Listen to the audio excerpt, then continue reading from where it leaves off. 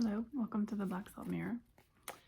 I'm going to do the tarot reading today, since I was called to actually pull out the cards, which is not always what happens. The tarot, if you're shopping online, is often considered a game. And the very first deck I ever got, many years ago, was the Dragon Tarot, which was actually in the games section. And I remember getting it home and trying to read the instruction manual and not understanding how to play this game. I got two that fell out, the Devil and the Three of Swords. And what's this sticking out? The Six of Swords. So a lot of times we make bad decisions because we're trying to avoid pain. And the Devil with the Three of Swords is exactly that thing. It's the poor decisions that you make because you're trying to avoid pain in the moment, but it actually ends up hurting you in the long run. The Six of Swords is moving away from something. This very interesting depiction as this dragon is checking out these bubbles here, which speaks to me of a whimsy, and the mountains are low and in the distance. And since the dragon can fly, the mountains are not the obstacle that they are for many. However,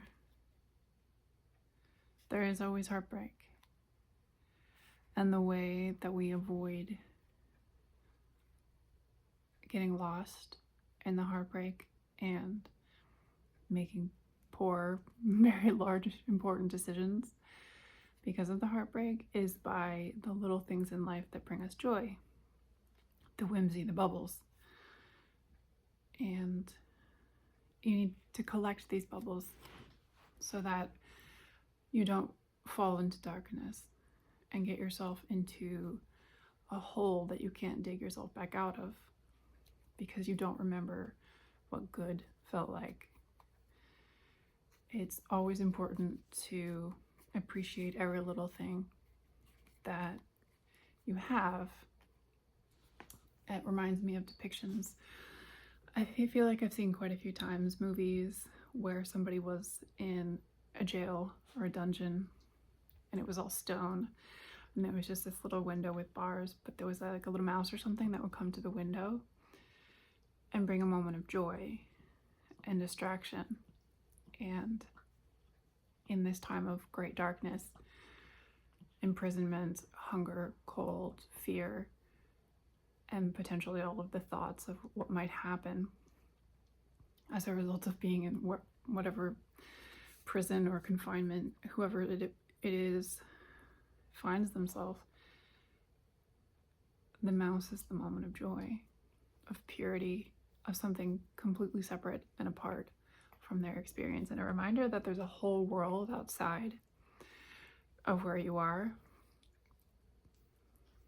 This reminds me of the Five of Pentacles as I'm saying this, so I should probably...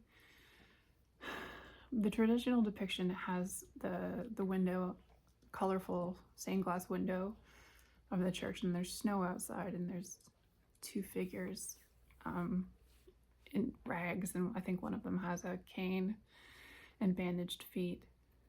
And it's an interesting juxtaposition because in that depiction, the church could take them in and they don't go into the church.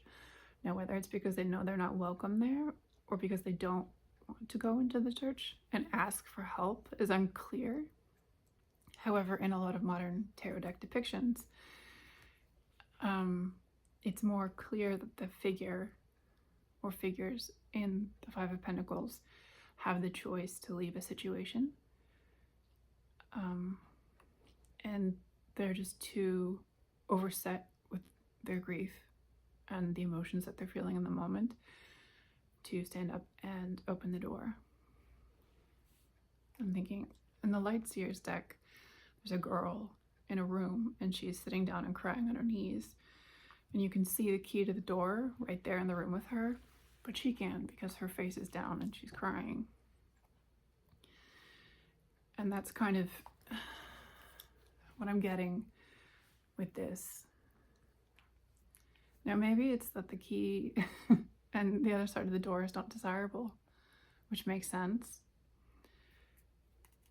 That you don't want the heartbreak of leaving the space that you're in, because some pain, the solutions can seem more painful. Like you have to walk through the fire to get out of the fire. There's more fire.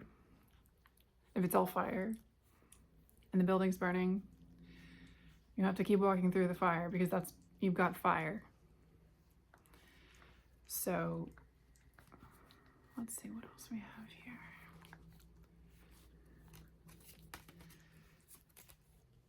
The Five of Pentacles. The thing I was just describing was sitting right there at the top, face down. This one has a labyrinth. Can you see that? The dragon is above the labyrinth, and it's through a fairyway because it's two trees parallel.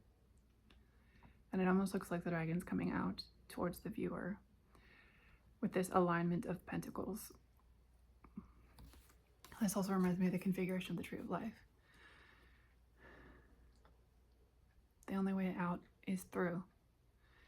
And life can feel like a maze. Sometimes you even end up back where you know you've been before. And you still have to keep going because you have to get out. And eventually you'll grow wings like the dragon, and you will be able to tell other people how to get out.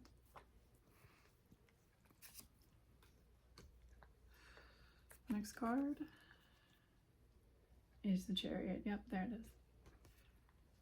And as you see at the bottom here, there's the crab, which is reminiscent of the moon. The moon card. However, the Chariot is Cancer. The moon is Pisces. Hang on, that's my clock. I don't know if you can hear that, but I can't talk and hear at the same time. It's very irritating.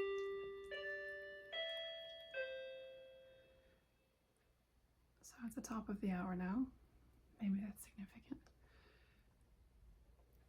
The Cancer is one of the 3 water signs, and it's the nurturing one, the motherly one. And the Chariot is about willpower. The will is what drives the Chariot forward. It's about movement, but self-made movement, chosen movement. The Chariot is not where you get dragged. The Chariot is where you choose to go. And because of what I've been talking about, and because it has the same above the landscape look to it, and the bubbles occur again, this is you helping other people. This is you making it through to the end and then circling back above, so you're not going through again. You're not having to suffer the same situations again, but you're going back to guide others out. And this is from your own willpower and your own desire to be loving and helpful. And because there's something there that you think, because nothing is truly altruistic, but this crab is holding up its arms like it wants to be picked up, and it looks like this dragon chariot is going to get the crab. So there's someone in there that has something that they can teach you. So you're going back to teach them how to get out of the maze, and they will teach you empathy and love and emotion. Because when you're burned really badly, you get numb and scarred, and then you create a cold distance and walls. However, if you help others out, they can teach you how to interact again, how to be a person again, how to live in society again. And not the boring kind of society out there that you don't want to be a part of, but your society, the people that are your tribe. And in a way, they're going to show you a whole new way of being that you've never seen before. That was interesting. I flipped 3 cards over, and one of them I think was backwards because it was still face down when I turned them all over together. We've got the 8 of Swords, the Lovers in reverse, and Death. So the 8 of Swords is always depicted as a figure with their eyes blindfolded, surrounded by their own thoughts, and the swords. And usually it means that your thoughts are what boxed you in. But there's another thing that happens here. You can see the wings are kind of tucked in to the ears. And the first thing I thought when I saw this card was that sometimes you'll cover your eyes to hear better. And you need to hear your thoughts now. And you need to hear the messages now. And the cycle is over. The Death card has the egg of the new birth. And what's this called? The timer with the sand.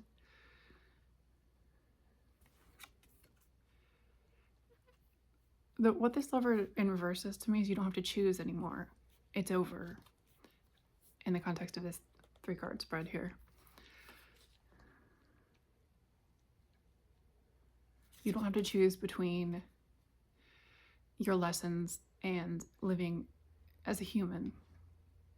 I think most of us have gone into a hermit mode recently to listen. But we're coming out now because it's over.